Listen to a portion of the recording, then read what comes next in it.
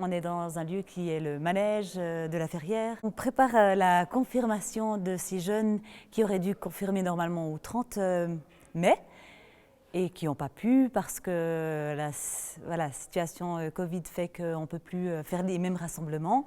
Et donc on va les confirmer le 23 août dans ce lieu manège plutôt qu'à la collégiale de Saint-Imier. On avait la possibilité d'avoir un lieu plus vaste, plus ouvert et d'inviter plus de monde.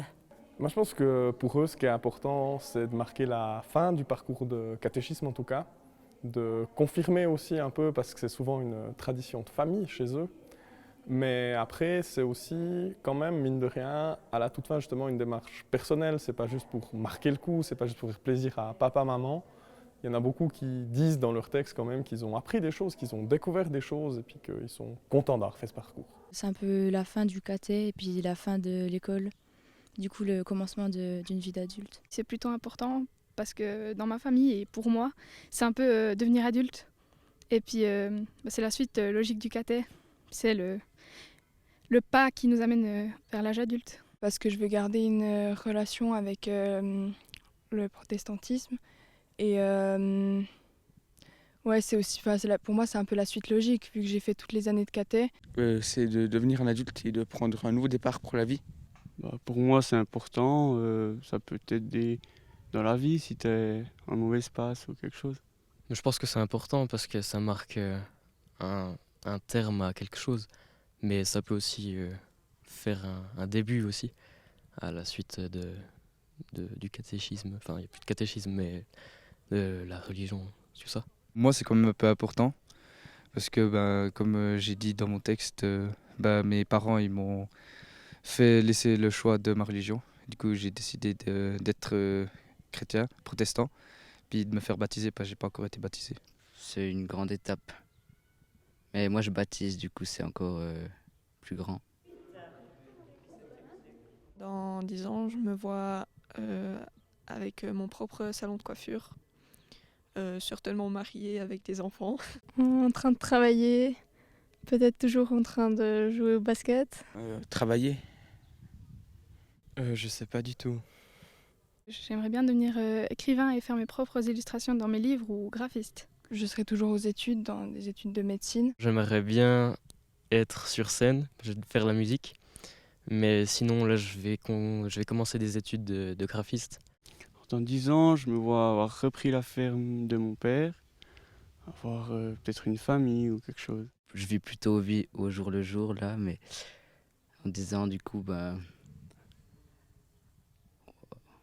je pense que je travaillerai, du coup. Dans le futur, j'aimerais bien devenir ingénieur dans mon domaine sur poids lourd.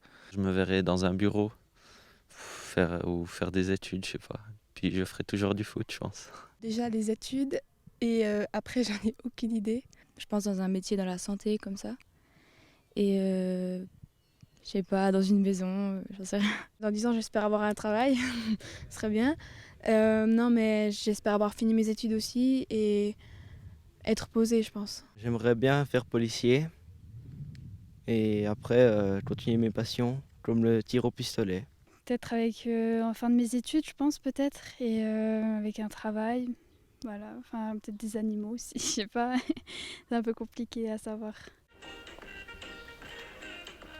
Et si tu étais une fleur, quelle fleur serais-tu et pourquoi ? C'est pas très original, mais je pense une rose parce que c'est une fleur que j'aime et pour moi elle symbolise l'amour. Le coquelicot, parce que c'est joli. On va dire un tournesol parce que j'ai des amis qui m'ont dit que j'étais le soleil de leur vie. Un tournesol parce que, on me dit souvent que je suis très grande et que je suis très solaire comme fille. Je serais un géranium et j'ai aucune idée pourquoi. Je pense que je serais une Edelweiss parce que dans les montagnes c'est super beau. Alors je pense que je serais une amaryllis. C'est une fleur qui n'est pas beaucoup connue, qui est un petit peu sombre comme ça, qui est différente quoi. Un perce-neige, parce que c'est une des seules fleurs qui pousse en hiver et c'est ma saison préférée. Je dirais le coquelicot, c'est une très jolie fleur et ouais, elle pousse en été, j'aime bien.